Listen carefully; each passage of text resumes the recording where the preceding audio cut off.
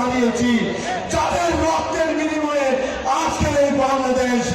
আমরা আমাদের আর কোন সহযোদ্ধাকে হারাতে চাই না। আমরা বাংলাদেশের নতুন প্রজন্মকে নিয়ে একটি সুন্দর বাংলাদেশ গড়ে তুলতে চাই, যেই দেশে আর কখনো রক্তপাত হবে না, যেই দেশে গুমের মতো কোনো কলঙ্কিত ইতিহাস রচিত হবে না, যেই দেশে মায়ের পোকার কমি হবে না।